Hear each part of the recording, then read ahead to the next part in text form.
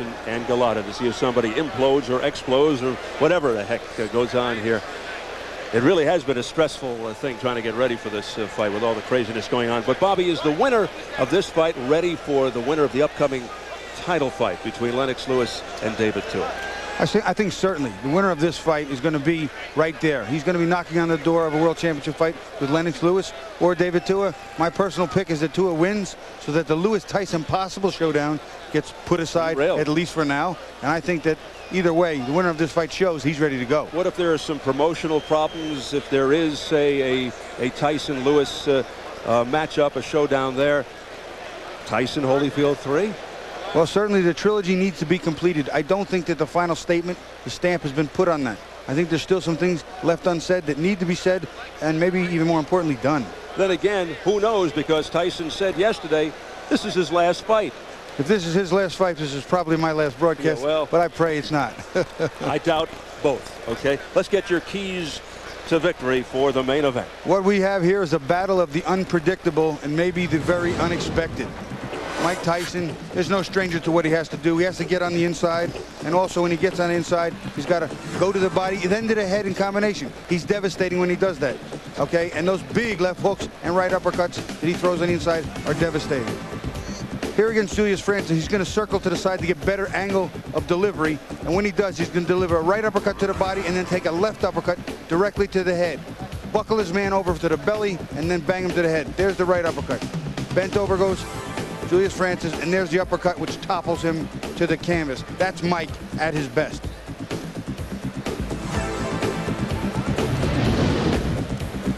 Andrew Golata has got to establish a power jab, not just flick it out there. He's got to put some sting on Mike if he wants to win. Also push Mike back. Holyfield did it, and he won. It's key. And keep some distance between them. Golata's too big to fight on the inside with Mike Tyson. Here Golata against Norris. He's going to throw the jab, then he's going to throw a little left hook up top, just to keep, not real hard punches, just to keep Norris from coming in. Keep him at a distance where he can win, and Norris cannot win. Throws a little hook outside. He throws the right hand to the body and comes up again with a little hook, keeping the jab in his face, keeping that distance, keeping him away. Golata can win from here. Norris can't. Tyson can't. Now watch what happens when Norris goes to bend to come in. Now Golata unloads with real punches. Right uppercut and a left hook. You see the shoulder, he's bent, he's making his move. There comes the uppercut and the hook. And then Golata is right back out of harm's way.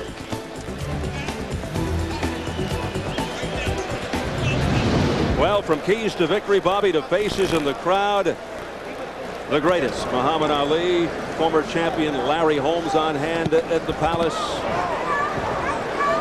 One of the all-time greats from Michigan State, not far. The Magic Man, Urban Magic Johnson. Basketball star Vince Carter, fresh off the gold medal winning performance in Sydney. Jerry Stackhouse, local favorite from the Detroit Pistons, and entertainer Sean Puff Daddy Combs. So the stage is finally set for tonight's main event. Mike Tyson versus Andrew Golata. The build-up is over. The moment has arrived. Let's throw it up to our ring announcer, Jimmy Lennon Jr., to introduce the ring walks.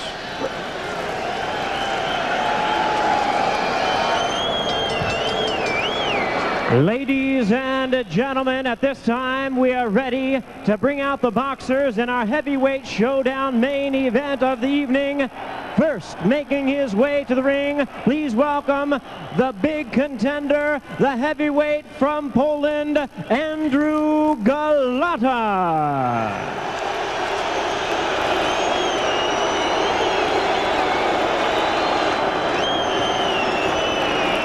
We understand Andrew Golata is holding up the works, not ready to come in, despite the fact that Jimmy Lennon Jr.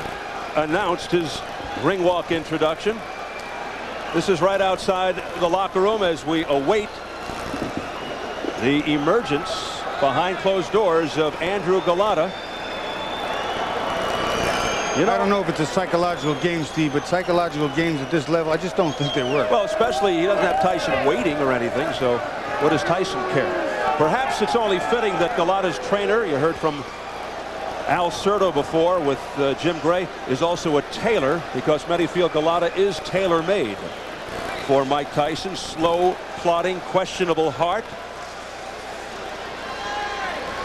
And while we wait for the entrance of Andrew Golata, let's look at what we wanted to show you earlier, the weigh-in. Golata, 240. Yeah. 240 pounds. 240 pounds for Andrew Golata. And now, ladies and gentlemen, we invite to the scale from Catskill, New York, please welcome the two-time heavyweight champion of the world, introducing Iron Mike Tyson.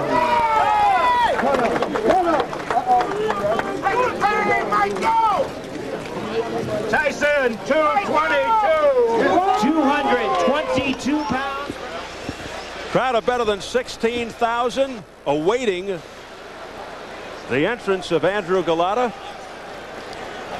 And like many before him, a lot of people feel that Golata just won't be prepared for Tyson's speed and power. That's if he shows up.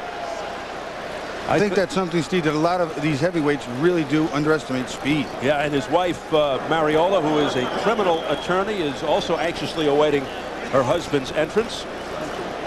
I think, you know what happened? I think Tyson's people saw the last Golata fight with Orlin Norris and said, that's our man. Golata with a lot of support from the Polish community of Detroit and Chicago. Chicago about a 4.5-hour drive away. That, of course, is where Golata lives now, originally from Warsaw, Poland. And we'll see if Tyson is true to form and comes out swinging at the bell. Usually he hears the bell, takes a beat, then fires a haymaker. That's usually the drill. If so, will Golata, like Holyfield, fight back, or will he be terrified early, or will he unravel and resort to roughhouse tactics under pressure? We go back to the dressing room, still waiting on Andrew Golata to come out of there. I wonder if there's a time limit. Well, I'm sure if this thing goes on for a few more minutes, somebody will be banging on the door.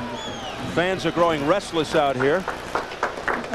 All right, now we got into the dressing room with the camera. They're just waiting.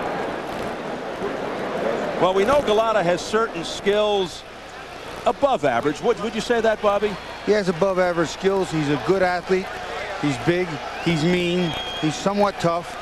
And he can fight a bit. But he's also been his own worst enemy. Is he capable of staying focused, fighting a clean, smart, solid fight on this big of a stage against a guy who can really provoke him? You know, Steve, I'm not really sure that it matters. I think maybe he can for a short time, but I think eventually it's going to become such a war, and it's going to be such a fight or die, do or die, that anything is possible. They're trying to clear people away to make a path. There's Alcerto on the left, his colorful trainer. You'll see Golata momentarily. Here he comes. He does have a good chin. He can take a punch, but how will he react once he feels the power of Tyson? I mean, these aren't sparring partners simulating Tyson's left hook. He has been rocked by fighters who don't hit as hard as Tyson. Is that a point? He reacted pretty well to Riddick Bowe's power, and he wound up on the floor, and he got back up, and he demolished Bowe to a great degree. He reacted pretty well to Michael Grant's, got up. He didn't react that well to Lennox Lewis's, and this Tyson power is an all-new kind of hurt. And the people reacting as they see him up on the big jumbotron.